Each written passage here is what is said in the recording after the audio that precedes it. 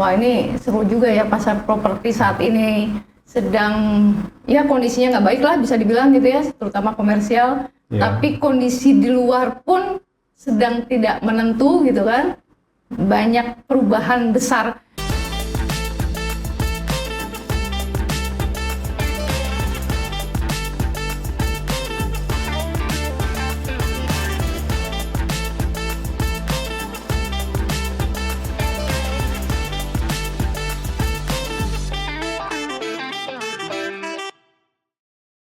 Sirkulasi udara itu juga jadi bagian yang penting karena selain mengkonsumsi energi termasuk yang terbesar di gedung tinggi itu di AC, sistem AC, tapi juga bagaimana fresh air itu harus masuk ke dalam sistem. Nah, ini kami ikuti jadinya, jadi sesuai dengan aturan green building tersebut gitu. Dan waktu di Telkom pun kami juga secara sadar gitu ya. Telkom sebenarnya kalau kita lihat kan requirement-nya nggak secara spesifik, mereka minta pada saat itu ya untuk gedung ini hijau. Tapi kami melihat bahwa kalau kita merancang properti high rise, merancang kemudian membangun ya, itu kira-kira untuk high rise di atas 50 lantai perlu waktu mungkin 4 sampai 7 tahun ya prosesnya, 5 sampai 7 tahun lah. Tapi yang sebenarnya ini untuk menyiapkan operasionalnya. Operasionalnya tahu sendiri gitu ya, gedung high rise itu minimum 40 tahun. Bahkan kalau ini masuk kategori heritage building itu bisa sampai 100 tahun. Itu yang harus kita jaga, mampu nggak desain kita ya. Dan pelaksanaan pembangunannya itu bisa terus bertahan sampai di atas 40 tahun. Nah, salah satunya tentu adalah masalah energi dan sebagainya. Kita ingin agar ada suatu pengoperasian yang efisien. Kita bisa aja merancang sendiri, tapi karena sudah ada green building certification, akhirnya kita menggunakan itu sebagai panduan, sebagai standar. Ya, jadi secara desain gedung TLT itu dapat platinum recognition. Nah, sekarang lagi aplikasi untuk implementasinya istilahnya. Setelah beberapa tahun operasional, maka akan dicari sertifikat. Ya. Ininya. Gitu. Jadi memang kalau kita ngikutin itu ada investasi tambahan tentu yang diperlukan. Tapi memang kita belajar kalau kita belajar di green building di GBC itu memang ada tambahan investasi, tapi akibat penghematan yang kita peroleh itu ada payback-nya gitu, additional investment-nya itu ada payback period-nya akibat saving yang kita peroleh selama operasional. Nah, kalau itu make sense ya, maka kita lakukan gitu tambahan investasi tersebut. Nah, termasuk juga yang di Sudirman itu juga ya, berarti dimasukkan unsur-unsur atau memang sesuai dengan itu. Tapi nggak didaftarkan di sertifikasi dari luar negeri, tapi hanya cuma GBCI aja. Ya, di Indonesia ini jadi kita kan kalau belajar ya dari waktu kita ngadepin krisis moneter ya, di akhir tahun 90 tuh, kita kayaknya ketemu tuh pertengahan 90-an tuh kenalan gitu ya. Mulai dari Laras dulu ya.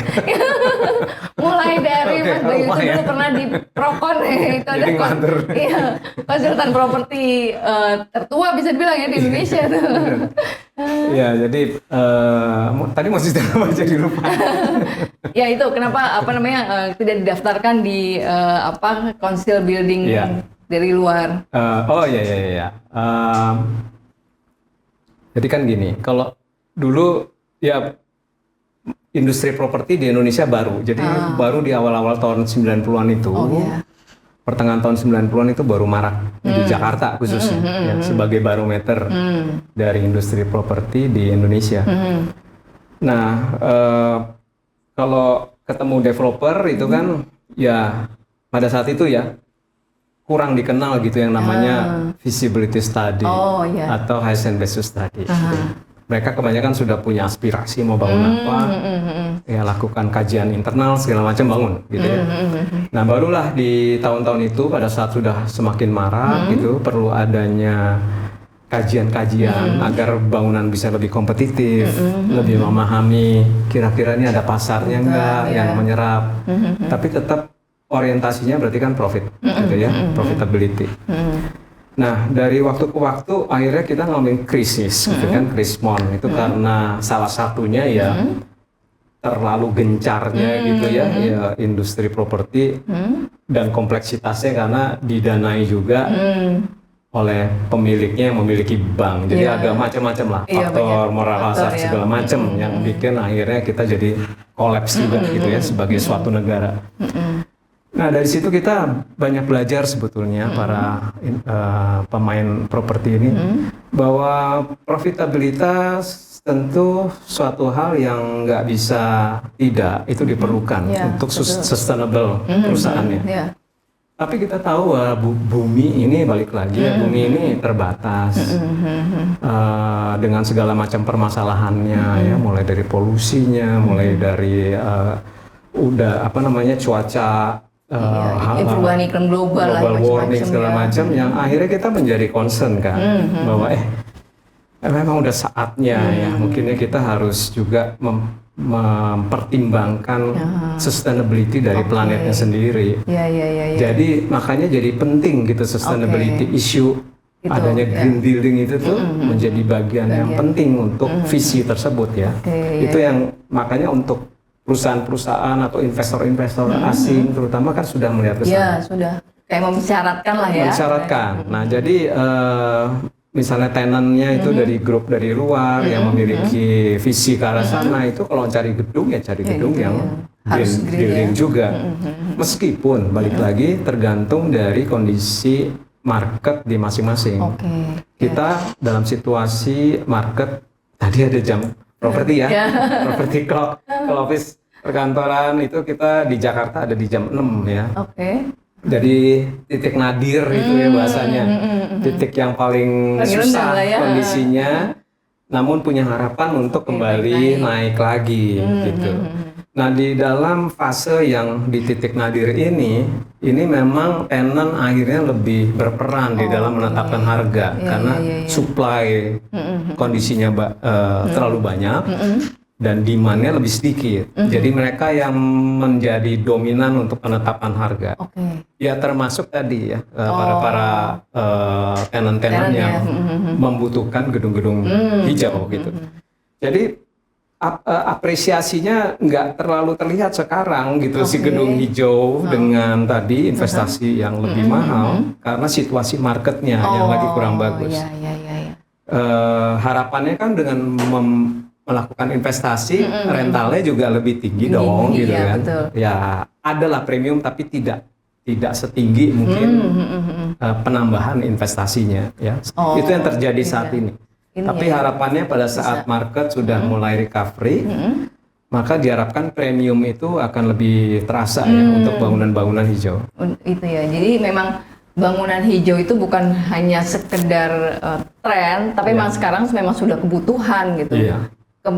Istilahnya manfaatnya tidak bisa dirasakan sekarang tapi nanti dalam jangka panjang gitu ya. Balik lagi kan, properti itu kan bukan liquid asset gitu ya, yang cepat mau dapat manfaat atau keuntungan ya. Gitu. Jadi memang manfaatnya itu di waktu yang akan datang ininya. Investasi properti itu mungkin juga jadi alasan mungkin ya, apa betul? Karena investasi di awal untuk membangun gedung hijau itu lebih tinggi. Jadi banyak orang ya sudahlah, walaupun mereka mungkin mengetahui bahwa trennya ke sana, bagaimana marketnya juga gitu. Itu yang mungkin belum banyak gedung yang dibangun secara sesuai kaidah green itu ya. Nah, tadi karena ya sudah ada awareness, kesadaran juga pentingnya sustainability, jagain planetnya sekalian juga gitu ya. Kemudian tapi ya tetap perusahaan itu tetap harus sustain secara ekonomi. Iya, itu diperlukan waktu aja sih sebetulnya untuk bisa benar-benar skalanya meluas gitu ya, terhadap awareness tadi. Tapi memang harus dimulai sih untuk yang sadar ya langsung mulai aja gitu. Memang itu lagi investasinya tambah berapa banyak sih Mas? Soalnya angkanya macam-macam nih, ada 10% ada sampai 20% gitu untuk tambahan menjadi memang gedung itu sesuai standar green. rasanya itu dari waktu ke waktu itu berbeda. Jadi contohnya gini, kalau kita bicara tahun 2011-an, 2012-an, ya itu sekitar mungkin 10%. Tapi dengan penghematan yang bisa potensialnya bisa diperoleh dari operasional, itu paybacknya sekitar 5 tahunan. Oh, cepet dong. Iya, 5-7 tahun tuh dia udah balik lagi gitu ya. Gitu. Oke, maksudnya tapi 5 tahun dalam kondisi pasar normal ya? Maksudnya bukan kondisi yang sedang turun sekarang. Penghematan, jadi kita bicaranya penghematan yang diperoleh. Jadi dengan turunnya penggunaan listrik gitu ya. Buat karena AC-nya itu ya, karena lampu dan sebagainya gitu loh. Ya, itu yang membuat investasi ini jadi bisa cepat balik. Nah, kalau kalau lihat dari segi itu mestinya sih sebagai developer ya udah tinggal lakukan aja ya, gitu sih. Karena tuh juga bukan akhirnya menambah. Karena tadi penghematan saya kira dia akan menambah investasi ditambahkan anggaplah 10%, terus jadi nanti untuk paybacknya atau mendapat keuntungannya makin panjang, itu nggak juga ternyata gitu ya. Jadi untuk tambahan yang tadi ya, saya bicara untuk tambahan investasinya itu baliknya itu sekitar 5-7 tahun dari penghematan penggunaan listrik segala macam yang dilakukan. Iya, dibandingkan dengan umur gedung itu 40 tahun kan termasuk cepat kan, berarti kan? Oke, ya. Jadi memang bukan sekedar tren tapi harusnya sudah kebutuhan lah ya. Dan untungnya memang beberapa gedung yang baru mulai dibangun seperti itu lah ya, yang bagus ininya. Dan harapannya ke depannya dengan market yang lebih tumbuh lebih baik gitu ya, siklusnya itu menjadi ke arah jam 12 lagi, secara investasi keseluruhannya juga bisa lebih cepat ya. Dan kalau kita baca laporan-laporan konsultan properti memang kita melihat bahwa di situasi sekarang market memang sedang turun, tapi tetap ada transaksi sewa menyewa tetap terjadi. Ya. Di mana trennya adalah terjadi perpindahan tenan dari gedung yang kurang bagus ke gedung yang bagus. Jadi bahasanya mereka itu flight to quality istilahnya. Karena situasi marketnya juga situasi rentalnya sendiri favorable untuk mereka lakukan relokasi ke gedung baru yang lebih baik. Yang lebih baik gitu. Itunya. Nah, kategori lebih baik itu ya grade-nya lebih tinggi, fasilitas lebih baik, green building itu termasuk yang Jadi kalau dulu pernah ada masa harga yang menjadi utama nih, mana yang paling murah kayak gitu. Kalau sekarang nggak ya, cari kualitas juga lah. Iya. Soal kualitas ininya. Nah ini karena memang saya juga mau bertanya soal pasar properti, terutama komersial properti nih. Karena Mas Bayu ini juga sebagai direktur dari Turner & Townsend saat ini, Mas ya. Iya. Nah itu saya mau ngomongin ini deh. Bagaimana pasar properti saat ini, terutama komersial, kantoran. Kita bisa bilang kita batasi saja lah kalau komersial tuh retail dan office lah ya bisa dibilang. Iya. Kalau tadi sudah dikasih clue sedang ada di posisi titik nadir, tapi kita punya optimisme untuk naik gitu. Ya. Tapi kan ini posisinya sudah sampai jam 6 atau baru menuju jam 6 nih? Iya. Ya. Di Indonesia barometernya tadi untuk industri properti ada di Jakarta ya, yang lebih cepat ya perkembangan propertinya, terutama di sektor komersial. Di sektor bangunan tinggi itu tuh benar-benar ya di Jakarta. Kalau kita lihat di Surabaya aja sebagai kota terbesar kedua mungkin ya secara kotanya itu jauh sekali ya skala pasarnya itu jauh sekali. Ya. Nah di Jakarta ini kita melihatnya komersial ada beberapa sektor kan ya. Tadi yang sering kita bahas adalah sektor perkantoran. Lalu ada sektor pusat perbelanjaan juga yang disebut retail, dan yang dominan juga adalah apartemen. Yang selain tentu ada hotel ya. Tadi yang untuk CBD office tadi kita udah sampaikan, sekarang itu ada mungkin di jam 5 atau jam 6, bahkan di konsultan properti belum melihat itu di titik jam 6 gitu, ada juga masih di jam 5 masih turun terus masih gitu ya. lagi. Dan biasanya yang siklus properti ini kalau di zaman yang normatif itu sekitar 5 sampai 7 tahun siklusnya, dari jam 12 balik ke jam 12 lagi itu sekitar 5 sampai 7 tahun. Tapi dengan adanya faktor-faktor tertentu yang skala makro, contohnya krisis moneter yang terjadi di akhir tahun 90-an, itu membuat lebih panjang siklusnya. Ya. Tadinya udah di jam 6 nih, harusnya kan balik gitu ya untuk mungkin 3-4 tahun ke atas, itu jadi panjang banget gitu di bawahnya. Nah ini yang terjadi sekarang sama. Cuman penyebabnya pandemi yang membuat tadinya udah di jam 5 tapi nggak turun-turun gitu ya, di situ 56, 56 gitu kan, belum naik lagi. Ya. Tapi ya kami melihat ya mudah-mudahan dalam waktu kayak 3-4 tahun lagi gitu ya, itu udah ada suatu recovery paling nggak ke market yang udah melewati jam 6. Dan itu pula lah yang waktu itu kami melihat investor seperti Mitsubishi Estate Corporation itu berani masuk di masa COVID ya ke Indonesia, mulai bangun aja gitu, karena mereka tahu gitu ya, orang-orang itu bangun yang ideal adalah pada saat sedang di bawah untuk menyiapkan kondisi pada saat booming nanti gitu. Jadi memang mereka mengantisipasi itu. Ya. Jadi kalau misalnya 4-5 tahun berarti sekitar 2030 lah ya kita baru melihat. Ya. Itu baru mulai naik atau baru sudah sampai paling enggak udah di jam 8 gitu kan. Oh, masih jam 8 ya? Iya. Saya kira sudah sampai agak di atas. Iya, mungkin kali ini cukup parah ya oversupply-nya. Ya. Tapi ya properti ini sesuatu yang nggak bisa dilihat secara makro aja untuk potensi bisnis ya. Di properti itu ngelihatnya perlu lokasi per lokasi. Gedung per gedung karena beda-beda kualitas gitu ya. Jadi seperti Sudirman itu ditargetkan selesainya tuh di akhir 2027 gitu ya, fully completion-nya. Ya harapannya lah di situ memang marketnya udah mulai lebih siap ya untuk terutama juga untuk kayak apartemen juga kan, apartemennya kan yang pasarnya itu sangat tinggi sekali, memang kita mungkin kekurangan supply lah ya, bisa di kelas itu gitu ya. Mudah-mudahan sih memang ini ya. Nanti saya bisa cerita juga tuh ya. Jadi office seperti itu situasinya kalau secara umum. Nah kalau pusat perbelanjaan itu sekarang konsultan properti melihatnya sekitar jam 8. Ya, jadi udah ngelewatin di bawah dan mulai mau naik. Memang situasional kembali lagi ya, mall-mall baru itu kelihatan cepat terserap ya. Tapi emang retail itu agak supply driven istilahnya, ada mall baru, ekspansi dari para tenan itu membuat cepat terisi gitu ya.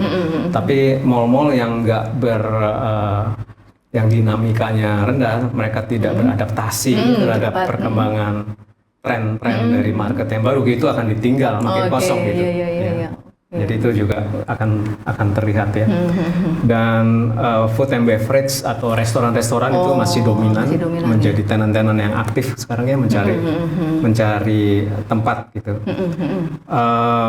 Apartemen di Sudirman ada apartemen tadi untuk kelas high end. Harga jual mungkin unitnya di sana ya, apartemen di atas 10 miliar satu unitnya. Ya. Itu ukuran paling rendah tuh? Iya, yang paling kecilnya. Ya, dan cukup baik penyerapan untuk pre-sales-nya. Ya. Jadi mungkin sejak kuartal ketiga tahun lalu ya. Jadi kembali lagi limited supply di kelas yang paling atas.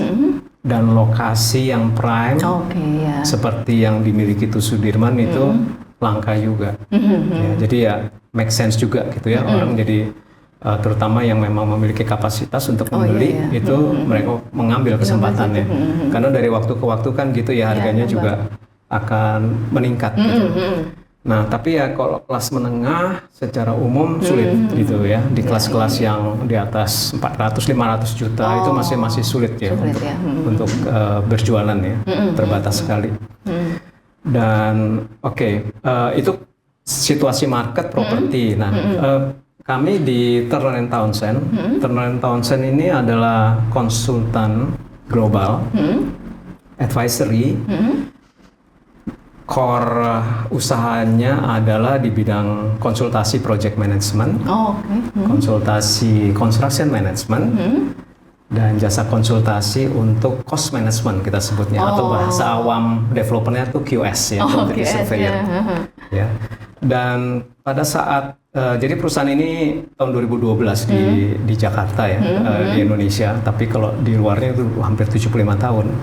Itu pada saat COVID justru kantor di Jakarta itu berkembang pesat sekali. Oh ya? Ya, jadi pada saat itu data center itu mulai tumbuh dan marak, dan kami dengan expertise globalnya itu memiliki benefit jadinya untuk mendapatkan market yang baik gitu di pembangunan data center sebagai konsultan project management dan cost management. Ya. Nah, sekarang dalam perjalanannya kami mulai menggali kembali ya untuk potensi-potensi untuk yang pasar komersialnya ya. Tapi data center itu memang bagian dari apa ya, pertumbuhan market baru di bidang properti. Iya betul. Nah, sekarang banyak properti seperti pada umumnya ini kan dunia bisnis kan lingkungannya menjadi kedepannya itu disebutnya VUCA ya. Jadi ada volatility yang tinggi, kemudian uncertainty-nya tinggi, kompleksitasnya tinggi, ambiguity-nya tinggi, itu disebut VUCA. Jadi uncertainty lah kuncinya gitu ya ke depan. Sehingga perlu punya ini ya, sebagai pelaku bisnis kita perlu aware, kita perlu adapt. Jadi kita perlu lebih fleksibel dalam menghadapi market dalam situasi yang tidak menentu, gitu. Betul. Dan ada faktor sustainability, kemudian artificial intelligence itu semakin tumbuh ya dimanapun. Kita mungkin dengar AI, ChatGPT itu kan tahun lalu masih baru-baru dengar ya. Sekarang kayaknya hampir setiap orang di handphonenya aja udah bisa akses. Dan itu membutuhkan akses cloud, akses data yang cepat. Jadi makanya kebutuhan data center itu juga jadi tinggi banget. Karena IT-nya juga lagi tumbuh dengan pesat. Nah itu kalau diterjemahkan ke real estate, itu jadinya real estate yang mana yang perlu menghadapi situasi VUCA tadi, yaitu yang lebih ke people centric disebutnya. Jadi makanya tadi ya kayak bangunan Tugu Sudirman yang tadinya tuh yang ingat masalah kesehatan segala macam, itu tuh orang udah lebih aware pada diri sendiri, pengen cari tempat yang lebih nyaman, lebih sehat. Itu lebih memanusiakan orang gitu ya, tidak hanya sebagai suatu mesin. Nah itu yang kalau bisa mengakomodasikan itu, maka itu lebih favorable. Terus bisa adaptable, fleksibel. Kalau kantor sekarang udah nggak ada gitu ya, meja-meja khusus buat orang, udah semuanya banyaknya co-working, flexible space, sustainability, dan tadi menjadi bagian yang penting. Kemudian ya teknologi enabled seperti tadi IoT segala macam itu menjadi bagian dari kehidupan sehari-hari sekarang. Jadi itu harus terakomodasikan di dalam properti.